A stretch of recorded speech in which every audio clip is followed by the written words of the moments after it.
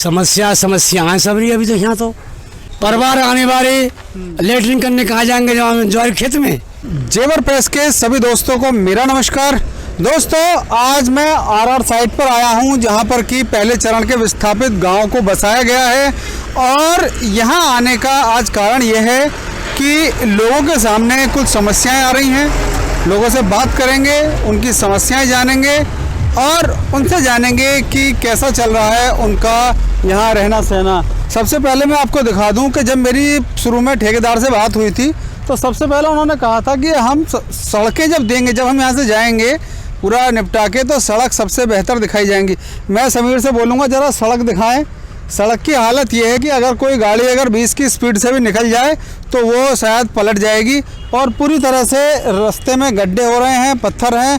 तो ये एंट्री मार्ग है आरआर साइट का, जो सबसे पहली चीज़ मुख्य रूप से परफेक्ट होनी चाहिए थी और उसकी हालत आप देख सकते हैं कि इस वक्त क्या हो रही है। अंदर चलते हैं, बात करेंगे लोगों से कि क्या क्या समस्याएं उनके सामने आ रही हैं।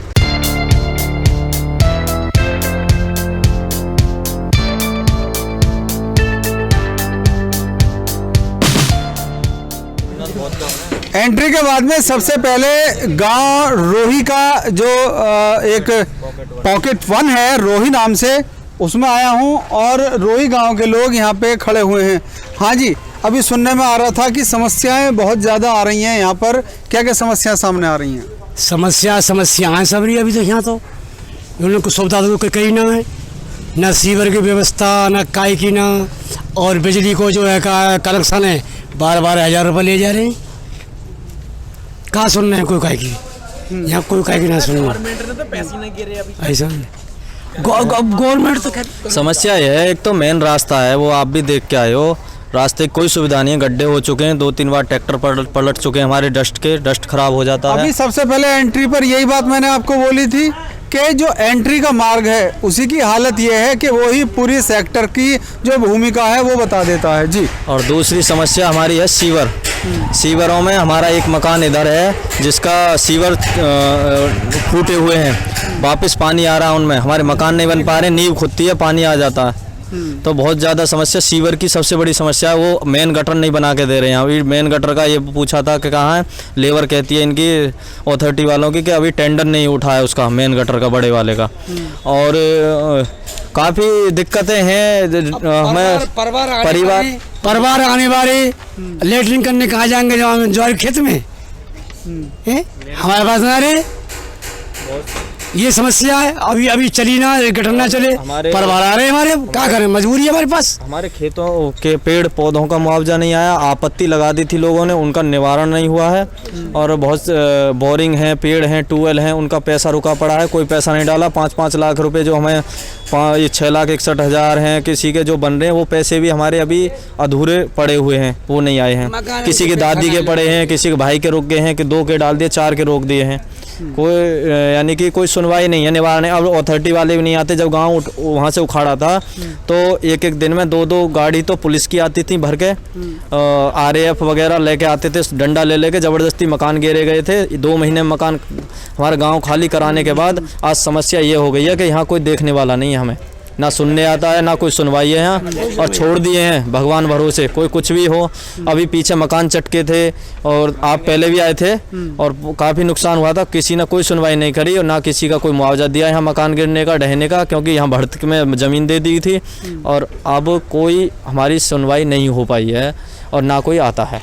तो ये गांव रोही निवासी हैं जो यहाँ आकर इन्होंने अपना मकान बनाया है।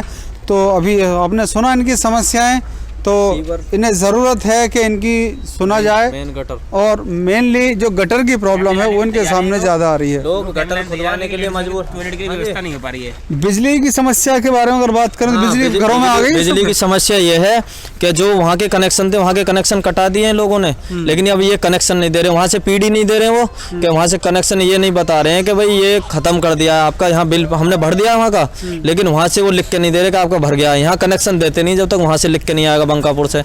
तो इनका ये है कि इन्हें घुमाते रहो, डोल फिर इधर खर्चा करते हैं, उधर जाते हैं 8-10 किलोमीटर, फिर वापस आते हैं। 100 रुपये लीटर पेट्रोल हो रहा है, डीजल हो रहा है, महंगाई बहुत ज़्यादा है और ये हमें चक्कर कटवा रहे हैं। मुआवजा इतना दिया नहीं है, आपको पता है लोगों का इतना मुआवजा दिया कि उसमें ही चक्कर काट के अपना उन्होंने उसमें ही कर लिया। प्लॉट दिए हैं गांव में, जो प्लॉट थे किसी के जो खेत में मकान बने उन्हें पैसों से प्लॉट मिला है, जिसकी आबादी में उसे तो मिल गए। जैसे बहुत सा आधा गांव ऐसा था जिन्हें पैसों आधे पैसे काट के प्लॉट दिए यहाँ पे, उनके पैसे काट लिए गए जब प्लॉट दिए हैं।